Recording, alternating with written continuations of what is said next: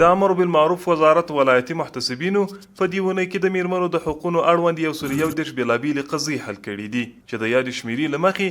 58 د کورني تاوتریخوالي، 15 د میراث، 12 د غیر شرعي نکاحګانو، 14 د ولور، 8 د نفقې ورکړې، 11 میرمنو ته د شرعي نکاح زمینه برابره شوې او پاتې 8 د طلاق قضیې حل شوې دي.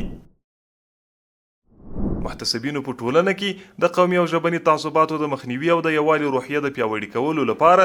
د هیواد په کچه 12 لویې دښمنۍ او 2 وړې شخړې حل کړي دي. دغه راز د امر بالمعروف وزارت محتسبینو په ټولنه کې د ناوړو دودونو د مخنیوي، ټولنیز عدالت د تامین او د خرافاتو د مخنیوي په موخه نه تنه کوډګر نیولي او د شرعي پریکړې په موخه یې عدلي او قضایي ارګانونو ته ورپېژندلي دي. محتسبینو په بازارونو کې د سود، احتکار، ترازو کې د کموالي، د تاریخ تیر او بې کیفیته موادو د خرڅلاو د مخنیوي په موخه له سوداګرو هټیوالو سره 211 اصلاحي ناستې کړي دي.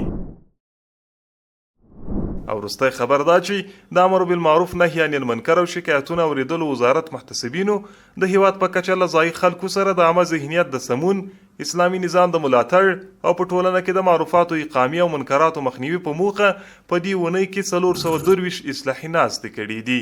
مولاي صل وسلم دائما ابدا.